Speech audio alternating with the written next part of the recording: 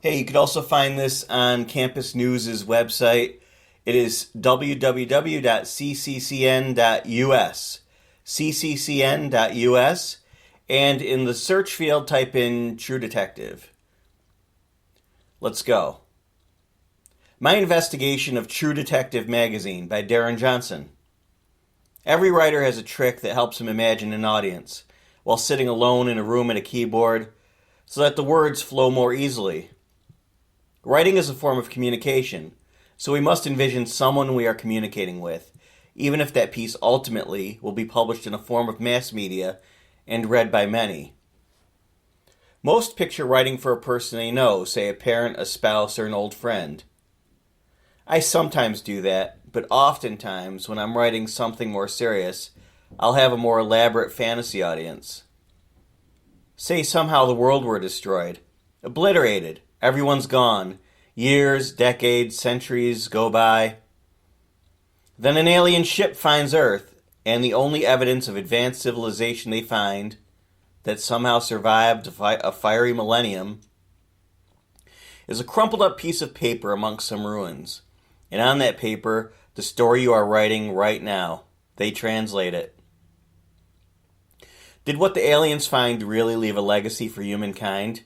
Did they find your magnum opus? Your great American novel? Or did they find your spec script for Family Guy? Which brings me to my latest find, a 1987 True Detective magazine. And based upon my confession above, the aliens will find my manuscript fantasy, I myself often look for long-forgotten diamonds in the rough from other authors. I much prefer a used bookstore or the bookshelf in a thrift store to some clean and shiny borders. I find some old and yellowed pulp book and realize I'm the only person in the world about to read it. And by reading it, perhaps I give some cosmic good karma to some long-forgotten author. This past summer, I decided to slum it a bit and read a detective novel. I was done with one academic job and waiting for a new academic job to begin. It was ungodly hot, and I found the structure of that genre comforting, and I recalled that my late mother, a deputy sheriff, would read boxes upon boxes of this stuff.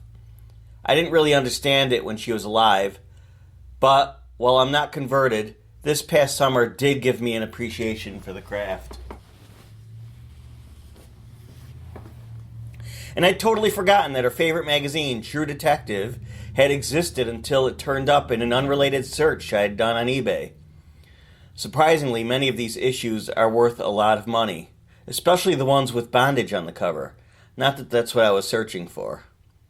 My curiosity was piqued. Under my parents' bed growing up were lots of adult magazines. As a kid, I'd go for the Playboys and had totally ignored these. Until now. Am I the age my parents were then? I first went on Amazon to see if True Detective or anything like it were still published today. No, not in the USA. Wikipedia said that True Detective folded in 1995. Then its parent company was sold and sold again, and that company is now in bankruptcy. I ordered one of the cheaper non-bondage issues of True Detective from eBay. $5 with shipping. The cover price was $1.95 though. It's the one you see in the photo at the top of this page. Again, go to the website to see this photo. From October 1987. It was a monthly magazine. The cover pic is just of a normal-looking female officer with a flashlight.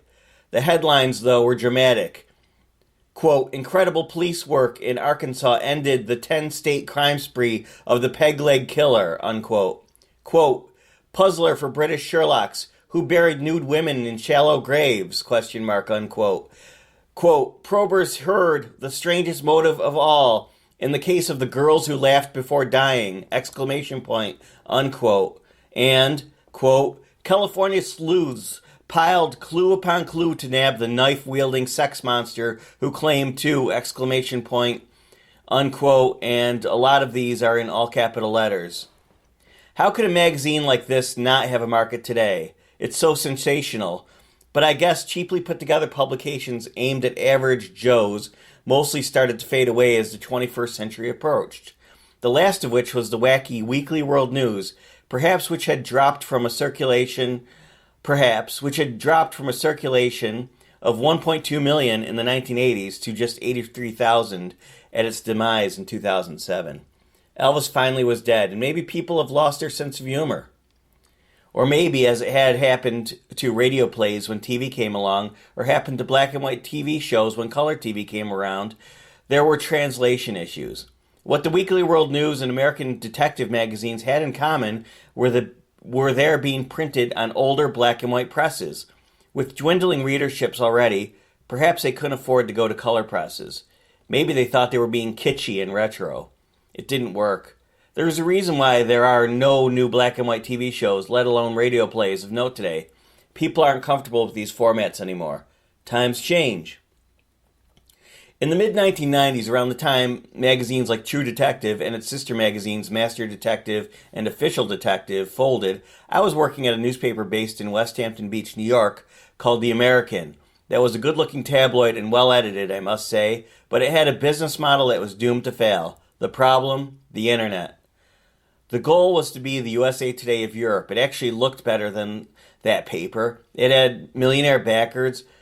We sent a relatively new technology, PDFs, to printing plants in Berlin and London. The paper was distributed to dozens of countries abroad. The paper had no serious ads and no plans to attract them.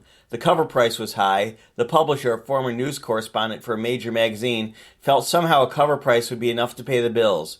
Typical editorial person's perspective.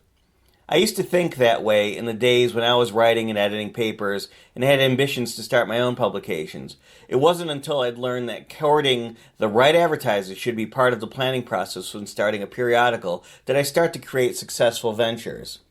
And The American was a colossal failure. It only lasted a few years, but is now totally forgotten. There's no mention of the paper on the internet. It's as if it never existed. While it tried to be USA Today isn't exactly known for having much personality, but USA Today maintains a large circulation boosted mostly by free distribution at business hotels, and thus attracts some high-end advertisers to pay the bills. Readers need something to latch onto to pick up a publication. Give them a laugh, give them hope, give them practical info. Give them something. But The American was all about trimming 2,000-word stories into 400-word stories, and that was that. I was too young and too low on the totem pole to know better or change anything and went with the flow. The target audience was expatriates and others in Europe, mainly interested in American sports and entertainment. We'd stay up till 3 a.m. before we'd FTP'd the PDFs to get these readers the latest scores. Then the internet hit. And who would need to spend $4 on some newspaper when sportingnews.com was free? Sportingnews.com also killed its own paper publication, largely, which now is just a bi-weekly shadow of its former self. I can only assume that True Detective had a similar fate. Sensational stories like those in the magazine were all over the internet by the 1990s. From my analysis of True Detective, they made the mistake of raising its cover price too high over the years as ad revenue fell. It was $2.25 in 1990, a good deal for pulp.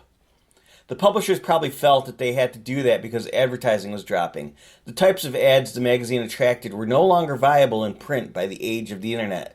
Mail-order brides, mail-order porn, fake badges, sex boosters, weight gain, loss, correspondence schools, witchcraft, photos of medical oddities and get-rich-quick schemes. The internet provided all of this stuff better and cheaper. Judging by the ads, the typical reader was a male sociopath who lived in his mother's basement, had minimal education, had money issues, was a wimp, and rarely scored with women. Meanwhile, because of the presence of such ads, reputable advertisers stayed away from True Detective. There weren't even ads for cigarette or gun companies. At the same time, as the cover price increased, circulation must have fallen to the point where getting national advertisers of note was less and less likely. Also, their editor-in-chief, pulp king Art Crockett, known for his ability to type up endless copy with lots of adjectives on an old manual typewriter while smoking 2 packs a day, died of a heart attack in 1990. Sometimes just one person can be the soul of a company. I'm sure the magazine lost its intangible allure after his death. True Detective was in a hopeless downward spiral. Curiously, such detective magazines are still popular in the United Kingdom. It would be interesting to investigate why such lurid crime magazines survive there, while in the USA they are dead. For one thing, the UK mags do not put staged photos of half-naked, fearful-looking women on the cover. Instead, they mostly use perp head and mug shots and actual crime photos, however grainy. Part of it also may be because American TV is so much more ample than English TV, especially back in the 1990s when England was still limited to just a few channels to our hundreds. Someone who is undereducated and lives in mom's basement here can watch one of a number of shows to get his crime fix. The most famous of which is America's Most Wanted, which began in 1998. Another factor is, I think the average American is less literate than in generations past. As lurid as True Detective was, stories were long and required an attention span. The average story was pieced together from old court reports with lots of details, but not always easy to follow. It's probably also safe to assume that the average Englishman has a better mastery of the language than the average American, and thus why long story detective magazines live on abroad. One story I read in the May 1987 True Detective was written by Marilyn Keelan and entitled Casey Cops Wrap Up the Unique Investigation of the, all capital letters, Case of the Missing Gay and the Deadly Stripper, ! Part 2. I'm not sure what part 1 was about, but this story seemed to not really need a setup anyway. Also, we never see gay written as a noun anymore. The writer seemed to do no original reporting. She mostly just relied on court transcripts to pound out a story that read easily enough. Though there were many grammatical errors the editors failed to catch. The gist of the story: a good-looking guy who sometimes was a male stripper killed a chubby but good-hearted, well-liked guy for his Camaro by luring him to a secluded area. The evidence was overwhelming against the stripper, so the attraction of the story for an interested reader would not be in pretending to be Sherlock Holmes and solving some mystery. More so, a person would read such a story to be offended by peeking into the mind of a sadistic killer. My mother used to often tell me crime stories from her own experiences in that world. The point wasn't that the criminals were smart, nor the investigators. No, the stories were about human depravity, how low people can sink to satisfy their base desires. I guess the lesson is most people are not far from being cavemen, so stay on guard. But True Detective, the American version, not the UK version, with its scantily clad, timid, often bound and gagged women on the covers, seemed marketed at the caveman within us. There's a reason why, today, the old magazines with such covers are collectible, sold on eBay for $20 and up with keywords like bondage and rape. Perhaps the average reader was on the borderline of being a criminal himself, judging by the ads especially. So maybe it's a good thing that such magazines didn't survive into the 21st century.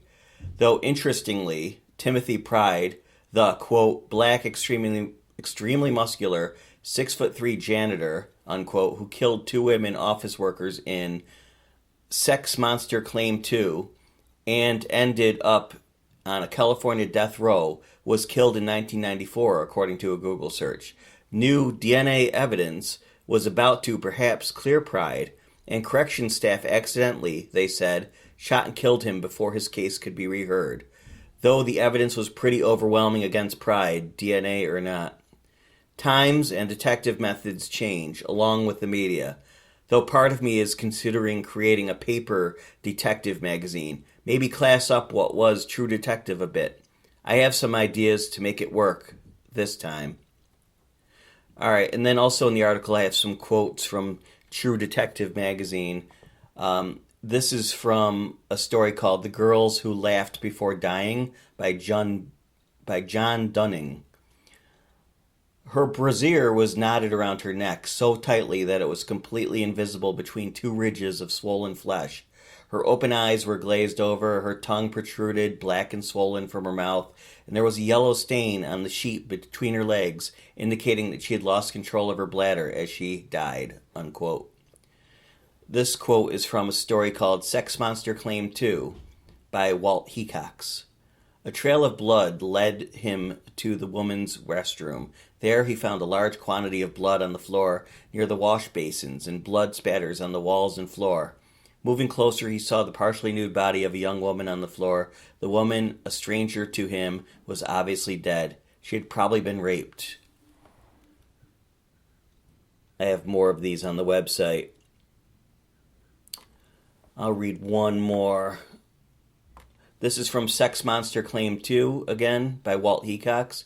Her clothing had been removed from the waist down, and even with a quick glance, Sergeant Machin could see that she had been stabbed repeatedly. Her color indicated she was dead and had been for some time. So you see it was a particular style of writing. Again, go to cccn.us and you can find this by typing in True Detective magazine, and this story will pop up. Okay, enjoy. Again, cccn.us.